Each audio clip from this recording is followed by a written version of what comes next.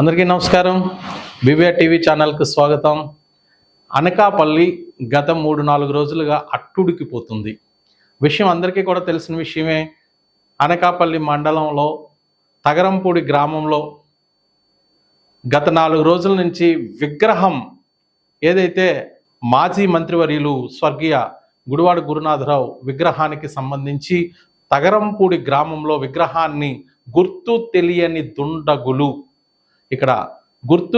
దుండగులు ధ్వంసం చేశారని చెప్పి వైసీపీ నాయకులైనటువంటి మాజీ మంత్రి గుడివాడ గురునాథరావు తనయుడు అమర్నాథ్, అలాగే జిల్లా వైసీపీ అధ్యక్షులు బొడ్డేడ ప్రసాద్, అదేవిధంగా అనకాపల్లి నియోజకవర్గ ఇన్ఛార్జ్ భరత్ అండ్ యలమంచిల నియోజకవర్గ ఇన్ఛార్జ్ ధర్మశ్రీ, అదేవిధంగా మాజీ ఉప ముఖ్యమంత్రి బూడిముత్యాల నాయుడు తదితర నాయకులందరూ కూడా విచ్చేసి ఈ విగ్రహ ధ్వంసంపై భారీ నిరసనలు, భారీ ర్యాలీలు చేపడుతున్నటువంటి కార్యక్రమం నేపథ్యంలో ఇప్పటికీ పోలీసులు దర్యాప్తు ముమ్మరం చేశామని, ముగ్గురిపై కేసు నమోదు చేశామని చెబుతున్నటువంటి ఈ తరుణంలో స్వర్గీయ గుడివాడ గురునాథరావు గారి విగ్రహాన్ని ధ్వంసం చేసిన వాళ్ళని తక్షణమే అరెస్ట్ చేయాలని చెప్పి భారీగా నిరసన కార్యక్రమం అనేది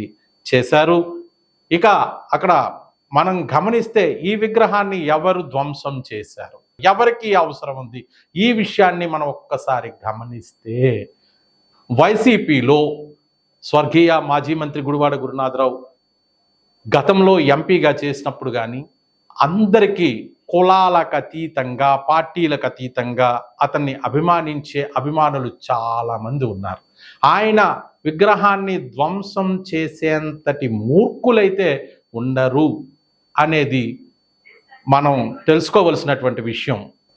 ఇక అక్కడ చెబుతున్నట్టుగా జనసేన నాయకులు పడగొట్టారా, కూటమి నాయకులు పడగొట్టారా అనేది ఒక మీమాంస. ఎందుకంటే గుడివాడ గురునాథరావు తనయుడు అమర్నాథ్ వైసీపీలో ఉన్నాడు కాబట్టి ఆయనకు వ్యతిరేకులైనటువంటి వాళ్లే పడగొట్టారు అనేది వైసీపీ బలంగా నమ్ముతున్నటువంటి వాదన.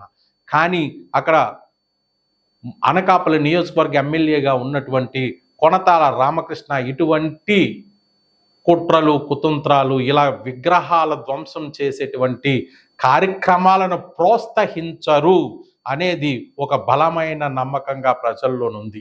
కాబట్టి మరి ఎవరు చేశారు? ఆకతాయిలు చేశారా?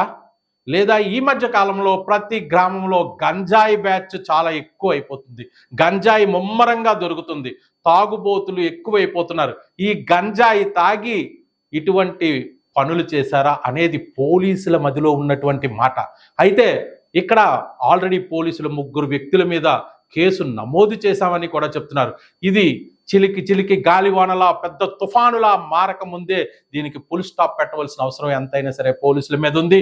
ఇక పెద్ద ఇటువంటి విధ్వంసాలు జరగకుండా, ఇటువంటి ప్రజల్లో విద్వేషాలు రగలకుండా ఉండాలంటే పోలీసులు తక్షణమే వీటిపై చర్యలు తీసుకోవాలని కూడా ప్రజలందరూ మూకుమ్మడిగా కోరుతున్నటువంటి ఈ తరుణంలో మరి పోలీసులు ఏం చేస్తారనేది వేచి చూద్దాం. మరి సరైన న్యాయం జరుగుతుందా లేదా అనేది మీరు మీ కామెంట్ల రూపంలో తెలియజేయండి. చూస్తూనే ఉండండి BBR TV channel. Thank you so much.